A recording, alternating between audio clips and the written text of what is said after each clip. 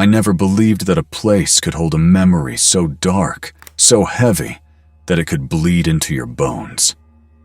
Not until I moved into the Hawthorne Street apartment in Brooklyn, New York in the fall of 2017. It was a narrow building, sandwiched between a laundromat and a shuttered cafe, the kind of place you walk past 100 times and never notice. But that year, I was desperate. My last apartment had flooded, my landlord vanished with the deposit, and I had 1 week to find a new place. The moment I first stepped inside 2B on Hawthorne Street, I felt something strange, like the air itself was watching me, waiting. The lobby smelled of mildew and old carpet, faintly sweet, almost like a perfume left in a drawer for decades. The building manager, a hunched man with a crooked smile named Gideon, handed me the keys and muttered something I didn't catch. Just a low, almost inaudible warning that made my stomach tighten. "Floorboards?" he said, pointing upstairs. "Listen carefully." I laughed it off, assuming he meant the usual creaks of an old building. But by the time I dragged my duffel bag up the narrow staircase, I noticed the sound he mentioned. Floorboards indeed, but not ordinary creaks. Each step I took produced a low, deliberate groan, almost as if the wood was exhaling under a secret weight, a weight I couldn't yet see. The apartment itself wasn't remarkable. 2 bedrooms, a small kitchen, and a balcony facing the alley. But there was something off about the layout. The hallway seemed longer than it should be, as if the walls were subtly bending inward. And the window in the main bedroom, it looked out onto nothing. Or maybe I should say, onto somewhere that shouldn't exist. The alley below was normal, yes, but above the rooftops, the sky had a strange color, like bruised indigo, and sometimes I thought I could see movement there. I unpacked quickly, hoping to ignore the unease that crept up my spine, but by sunset, I couldn't shake it. Shadows stretched in impossible angles. My apartment lights flickered twice, once when I poured water into a glass, and again when I stepped into the bedroom to check the window. And then the phone rang. I didn't own a landline. The ringtone was old-fashioned, tinny, almost like it had been dialed through a rotary phone. I froze. The receiver wasn't on the desk. It hovered, or maybe it was resting against the wall. I lifted it carefully. "Hello." My voice sounded small, vulnerable, static, a whisper. "Don't stay." The line went dead. My first thought was prank. Someone in the building. But Gideon had said I was the only tenant on my floor, and the walls were too thick for anyone to have tapped a line through the plumbing. That night, I slept in the living room. I didn't trust the bedroom, not even a little. The shadows there moved differently from the ones cast by my lamp. They lingered, pooling, gathering around corners, as if they were listening. And in the middle of the night, I heard it. A soft thumping, coming from the kitchen. I grabbed the baseball bat I'd left by the door, moving toward the noise, but the apartment was empty. The fridge was closed, the cupboards intact. Yet the thumping continued, soft, methodical, like footsteps pacing an invisible room. I stayed awake until dawn, barely blinking, half expecting to see someone, or something, standing in the corner. But the morning brought only silence, and the kind of light that made every object in the apartment seem ordinary. By day 3, I began noticing patterns. The shadows had shapes that didn't belong to furniture or fixtures. Sometimes, I'd catch a glimpse of a figure in the hallway, pale, unmoving, and every time I blinked, it vanished. I told myself it was stress, the result of moving, the long nights, the isolation. Brooklyn was busy, yes, but in my building, I had no neighbors, no one to knock on doors, No one to call in case something went wrong. And then the dreams began. Not ordinary dreams, not nightmares, not the usual stress visions. These were memories. My memories, I thought at first, but skewed. In one, I was walking through the apartment, and the walls breathed like lungs in slow motion. The air smelled like roses and decay at the same time. A woman appeared, standing in the doorway to the bedroom, watching me, and I knew her face, though I didn't know why. She opened her mouth, and I heard my own voice screaming from it, accusing, pleading. I woke up drenched in sweat, my heart pounding, convinced I could still hear her footsteps in the hall. By the end of the week, I was running out of excuses. I tried calling friends, anyone who could tell me I was imagining things. But even on the phone, I could hear it sometimes. Faint whispers behind the line. Don't stay. It was Sunday when the first incident happened that made me question everything I knew about reality. I had been working late at the small coffee shop downstairs, the Blue Lantern, a quiet place with a single barista and one regular customer who always read old newspapers, and I returned home just after 10. The street was empty. The alley behind the apartment was dark and silent, but I felt eyes on me, following.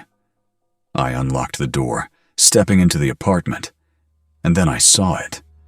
Something written on the wall in the hallway, stretching from floor to ceiling. You shouldn't be here. The letters were dark, thick, as if painted with something viscous, sticky, and smelling faintly of iron. I ran my fingers over them. They were wet, or maybe they had always been wet. I don't know. My rational mind wanted to scream graffiti, but the apartment had been locked the entire week. I had the only key. I spent the next hour inspecting every room, every closet, every corner. Nothing. No signs of forced entry, no fingerprints, no footprints. And yet the writing remained, mocking, almost breathing. I couldn't sleep that night. Not really. I sat in the living room, a flashlight in my hand, waiting. By 2 a.m., the apartment seemed alive. The floorboards groaned under invisible weight. A chair scraped the wooden floor in the bedroom. The air shifted, and I could hear the faintest whisper of laughter.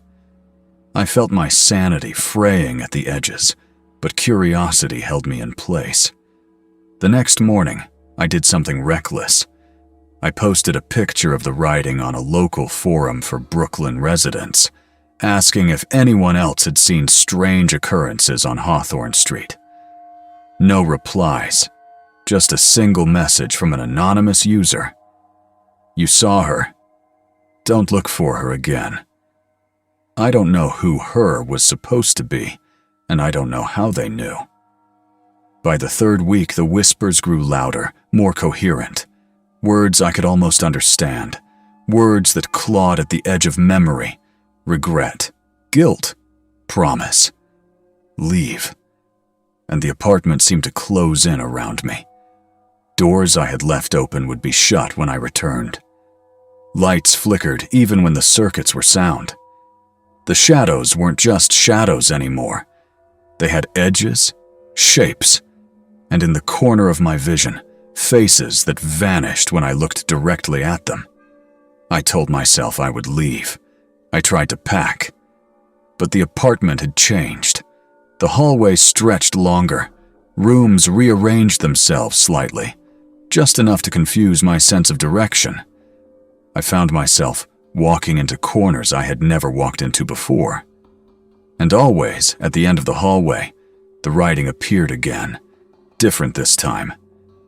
You promised. I had no memory of any promise.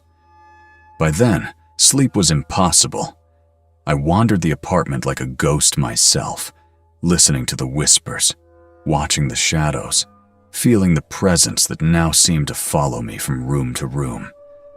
The thing that lived in the walls, or perhaps in the air, wasn't just observing. It was learning me, understanding me, waiting for me to break. And then one night, as the wind howled through the alley and rattled the fire escape, I saw her. Not in a dream, not in a shadow. Standing in the hallway, a woman, pale and thin, her hair tangled, eyes hollowed with grief and fury. She stared at me, and for the first time, I understood the words, the whispers, the writing. She was real, and she was angry. I froze. My body betrayed me.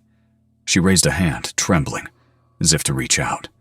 But instead of touching me, she turned and vanished into the wall, and the hallway seemed to breathe a sigh of emptiness.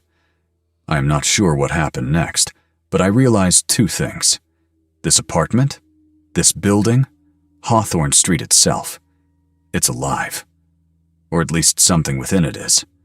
I am no longer a tenant. I am prey. And as I write this, sitting in a coffee shop miles away from Hawthorne Street, I still feel it. The pull of that hallway, the whispering, the promise unkept. If you've ever wondered whether some places should not be entered, now you know. And if you've ever thought you could escape what follows you, think again. Before you continue to watch more stories like mine, do me a favor. Subscribe to the channel, like this video, share it with friends, and let me know in the comments which city or county you're watching from, and what time it is. Because the next story may be closer to you than you think. The first week after I moved out of Hawthorne Street, I thought I had escaped. I was wrong. I rented a small studio in Williamsburg, Brooklyn, thinking a new neighborhood, new street, new building would erase the shadows that had latched on to me. The apartment was modern, minimal, white walls, hardwood floors, no creaking boards, no hallways that stretched like illusions, no smell of mildew or iron, no writing appearing overnight on walls. I convinced myself it was over. That Hawthorne Street was behind me. But the mind, as I would soon learn, has a memory more stubborn than the flesh. On the second night, while unpacking my last box, I heard it. A soft, almost imperceptible whisper, low and hesitant. I froze, heart thudding. The studio was empty. No neighbors could have possibly been responsible. My walls were insulated. And yet, the whisper persisted. You can't hide. I laughed nervously, telling myself it was fatigue. I had been awake for nearly 36 hours, moving, cleaning, arranging furniture. Fatigue makes you hear things. Stress makes you see things. I forced my mind into rationality, but rationality was failing. That night, I slept in the kitchen, leaning against the refrigerator, blanket around my shoulders. The whispers came again around 2:03 a.m., just like the first night at Hawthorne Street. This time, clearer. Come back. I jolted awake, sweating, feeling as if something had brushed against my arm. Nothing. Just the sterile white walls of the kitchen. But I couldn't shake the sense that the air itself had weight, that the apartment breathed, watched, waited. Over the next few days, the whispers intensified. They began to form words, sentences, almost coherent phrases, like a conversation I was only half capable of understanding. They didn't speak all at once. Instead, the apartment whispered snippets in between the sounds of doors clicking, floors creaking, even though nothing moved. You abandoned her. You promised you'd stay. She waits. Always waits. It wasn't my imagination. I recorded one night on my phone, playing it back at full volume. A low, trembling female voice, sorrowful and furious, filled the silent room. The hair on my arms stood on end. My hands shook so badly, I almost dropped the phone. I wanted to run back to Hawthorne Street, to confront it, to apologize, to find some closure. but even thinking of the building made my stomach churn. I couldn't go back. The shadows had followed me in memory. I feared they would follow in flesh. Then came the knocking. It was faint at first, almost polite. 3 soft raps against my bedroom door. I lived alone. No one had a key. I ignored it. The knocking continued each night, sometimes earlier, sometimes later, always in the pattern of 3, as if counting me, measuring me, testing my patience or sanity. The neighbors began noticing strange things. One evening, while taking out the trash, a man from down the hall called me. "Do you hear it too? The whispering? At night?" I shook my head, unnerved. "It's apartment 2B, he said. "The last tenant went crazy. They moved in and then vanished. Just like that. No note, no warning. It's cursed." I laughed, trying to deflect my own terror. But the truth, I had heard the stories before moving in. Gideon, back at Hawthorne Street, had muttered cryptic warnings, and I hadn't listened. The first major incident happened on a Thursday night. I had just returned from a late shift at the Brooklyn Chronicle, where I freelance as a writer. The apartment was quiet, unnervingly quiet. I turned on the lights, but the hallway seemed darker than it should. Shadows pooled unnaturally at the edges, curling against the walls like ink. I heard a soft creak. The bedroom door, which I had locked from the inside, was slightly ajar. I froze. My pulse pounded in my ears. Slowly, I reached for the door, heart hammering, and opened it. Nothing. Empty room. Bed made. Closet closed. But the air smelled faintly of iron, of roses, of something rotting beneath. Then I saw the writing. 3 words, etched across the white walls in what looked like fresh, wet ink. "She waits here." My stomach turned. Every rational explanation failed. I lived alone. I had the only key. How had it appeared? I touched it, wet, sticky, clinging to my fingers. I ran to the sink to wash it off, but it reappeared when I returned, slightly distorted, almost laughing at me. Sleep was impossible. I barricaded the door, laid the mattress against it, and sat in the corner, clutching my bat, flashlight, and phone. But the whispers grew louder, angrier. "You can't leave her." "Why did you go?" "She trusted you." And then came the shadow in the corner. I saw it clearly for the first time. A woman, faintly luminous, thin, hair tangled around her shoulders, standing just outside the light of my flashlight.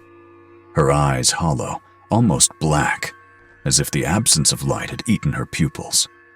She didn't move like a person, more like a shape caught between dimensions, leaning, stretching, almost flowing. She lifted a hand, trembling, fingers beckoning. I froze. My mind screamed to flee. My body obeyed, neither the instinct nor the fear. I blinked. She was gone, but not gone. The next night, I tried reasoning with her. Or it. "What do you want?" I whispered into the darkness. The reply came instantly, not through the air, but inside my head. "Remember me."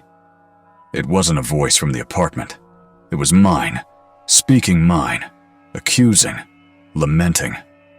A memory not my own surfaced. I was standing in the hallway of Hawthorne Street, watching someone I loved disappear into grief, and I had done nothing. I had run. I screamed. My neighbors called the police. The officers found nothing, no signs of forced entry, no disturbance, no rational explanation.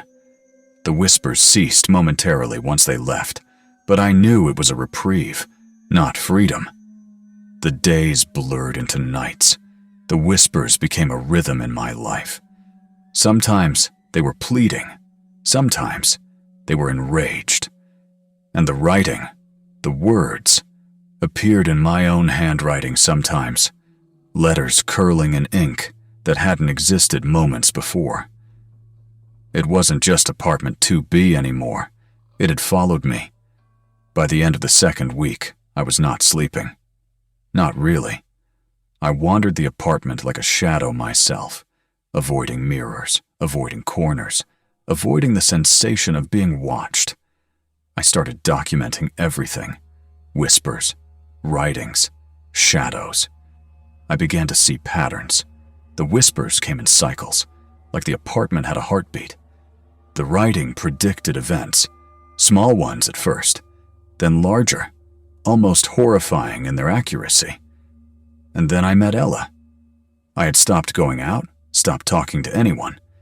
But one night, at the coffee shop around the corner, she sat across from me. Thin, dark hair, eyes wide with an unsettling intensity. She smiled faintly. "You live at 2B, don't you?" she asked. I froze. "Yes," I said cautiously. "It follows you," she said. "I know. I lived there before. It watches, waits, and it remembers." I wanted to ask how, why, but I couldn't. Something in her tone told me she had survived, or perhaps she had not. "It's tied to guilt," she continued, "to broken promises. Whatever happened, it won't let you go until it knows you remember. It feeds on your memory. And soon, it will want more than that." I left the cafe that night shaken. The streets of Williamsburg seemed narrower, shadows deeper. And when I returned to 2B, the whispering was back. Louder, almost triumphant. "You came back," it hissed. The writing appeared on the wall again, this time red like dried blood. "You can't leave me." I realized then that Hawthorne Street hadn't ended. It hadn't let me go. And now, apartment 2B wasn't just a place. It was a trap, a reflection, a mirror of every sin, fear, and failure I had tried to ignore. I do not know how much longer I can survive in 2B. Every night, she comes, sometimes from shadows, sometimes as whispers, sometimes as the writing that curls across my walls. And each night, the apartment stretches further. The shadows deepen. The air thickens, as if feeding on my fear, on my guilt, on my very life. I can't leave. I don't know if I can leave. And the more I resist, the more insistently she waits, just beyond the edge of light, just beyond the edge of sanity, watching, whispering, remembering. If you think you are brave enough to follow my story, if you think you can handle what comes next, subscribe to the channel, hit like, share this story, and comment below where you are watching from and at what time. Because the next part, it's going to show what happens when the apartment decides you belong to it completely. I should have known that moving was never going to save me. Apartment 2B wasn't just walls and floors. It was memory, it was judgment, and it was patient. By the third week, I was no longer sleeping. I drifted between consciousness and a dreamlike trance, wandering the apartment like a ghost myself. The whispers were no longer polite, subtle hints. They had become demands. Some nights they taunted me, others they begged. Remember. Remember what you left behind. The writing on the walls became more aggressive. Letters smeared, bleeding across the paint like they had a life of their own.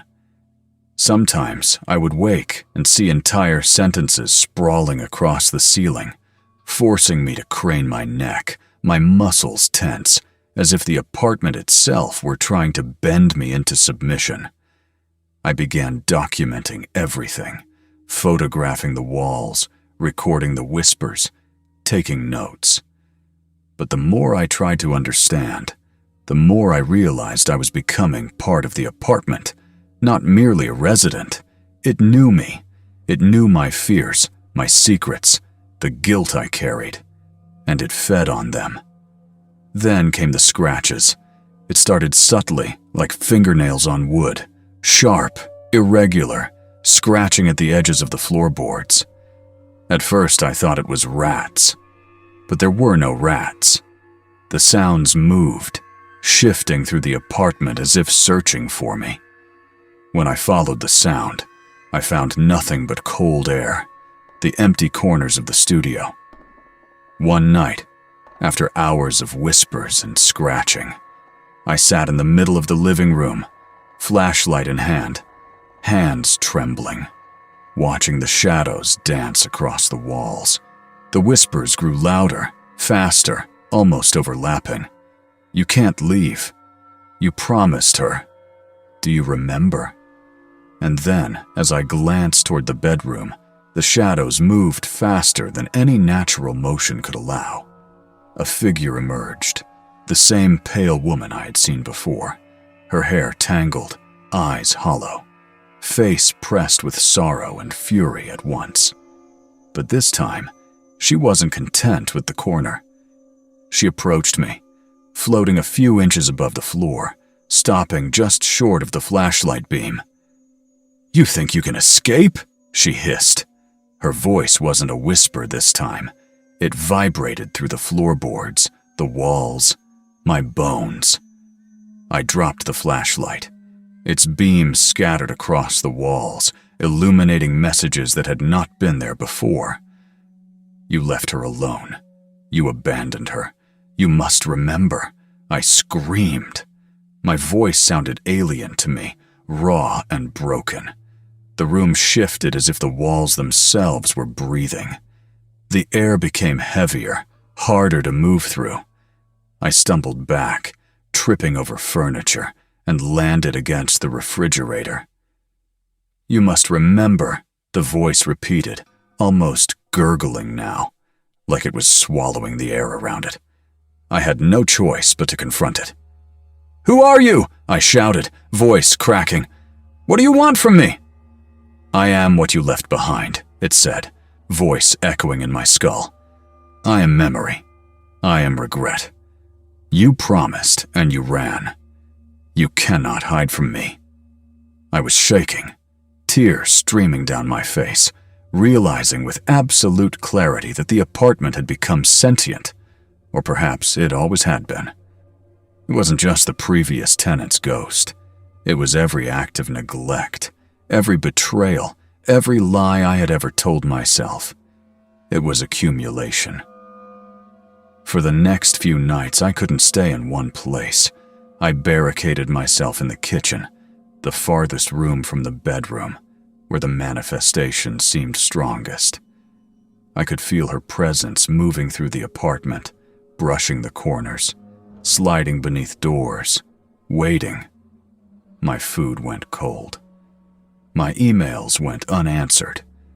My phone buzzed constantly with missed calls, texts I didn't send, reminders I didn't set, but all of them distorted, corrupted.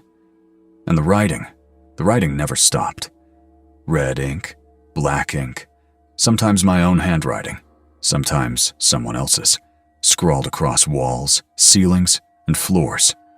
"Remember. Remember what you did. She waits. She watches." I began noticing small things that couldn't be explained. Cold spots, objects moving slightly from where I left them, shadows lingering too long. Once, while brushing my teeth, I glanced up at the bathroom mirror and saw her standing behind me. Just for a second, hair clinging to her face, eyes hollow and dark. I spun around, and of course, nothing. Sleep deprivation had me hallucinating, I told myself. Rational explanations were my only anchor. But rationality couldn't explain the voice in my head that whispered my own thoughts back to me in distorted tones. Why did you leave? Why did you abandon her? Why do you run from memory? I contacted Ella again, the woman who had warned me at the coffee shop. She agreed to meet in person this time. I needed someone who knew, someone who could validate what I was experiencing. We met at a small diner, neon lights buzzing overhead, the smell of burnt coffee lingering. She looked at me, pale and gaunt. "It's worse than you think," she said. "It doesn't just haunt apartments. It follows people. It attaches to guilt, to broken promises. It doesn't need to wait for you to move. It just remembers. I told her everything.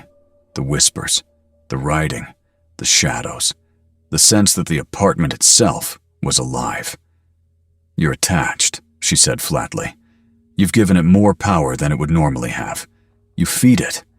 Every fear, every regret, every sleepless night, it grows stronger."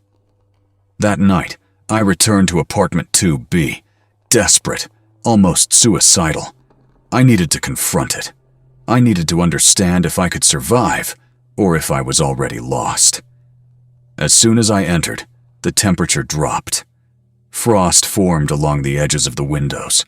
The apartment smelled faintly metallic, like blood and decay.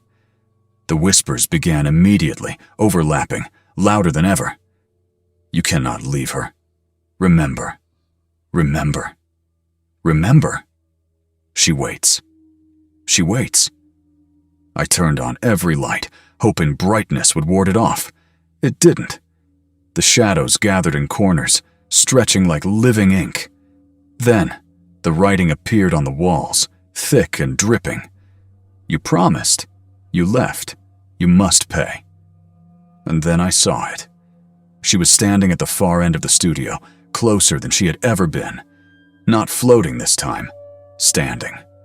Eyes hollow, body slightly transparent, a blackness crawling over her form like smoke. She extended her hand toward me. I froze. My mind screamed to run, but my body did not move. I realized she was not attacking me, at least not yet. She was waiting, watching, judging. "Do you remember?" she asked, voice now a whisper, almost tender, almost human. "Do you remember what you promised?" I shook my head violently, tears streaming down. Memories I had tried to bury came flooding back. The moments I left someone I loved behind. The choices I made out of fear. The promises I broke without realizing their weight. And in that moment, I understood. It wasn't apartment 2B that was haunting me. It was me. My memory, my guilt, my betrayal. And she was the embodiment of all that I had done wrong. I sank to my knees. The apartment seemed to close in around me, pressing, breathing, waiting. Shadows moved across the floor, and the whisper softened, almost purring, almost satisfied. "You remember," she said. "Now you see. Now you feel. Now you cannot run." I realized then that my fight was no longer about leaving the apartment, about surviving. It was about facing myself, every mistake, every moment of cowardice, every act of neglect. Only by confronting that could I hope to survive. The next morning, I reached out to Ella again. She told me something that chilled me to my core. "This entity, you call her she, but she's not one person.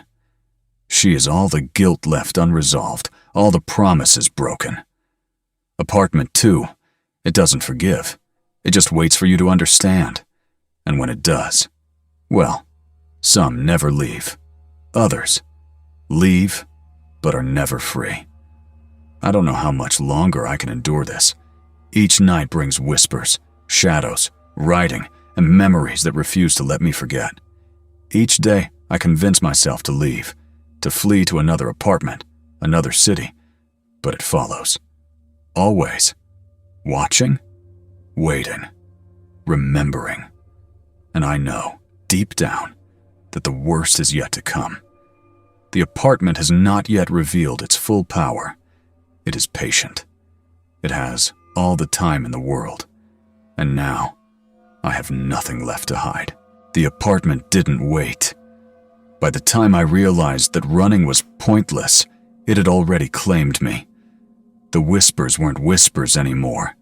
They were commands, voices snapping inside my skull with such force that I staggered, almost losing consciousness on the hardwood floors. Come, face it. End it. I tried to lock the doors, barricade the windows, surround myself with light, but nothing worked. The apartment had learned me, known every weakness. My furniture shifted, forming mazes I hadn't arranged.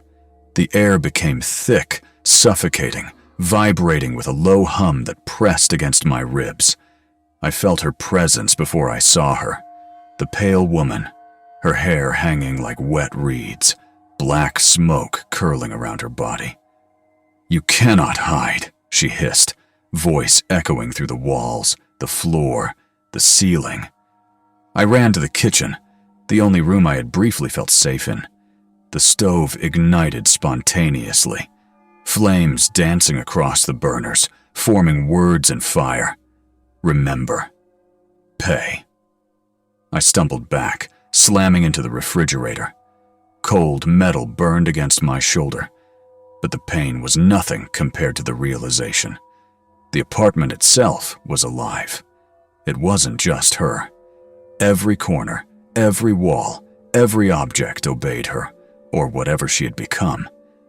I grabbed my phone, desperate for help.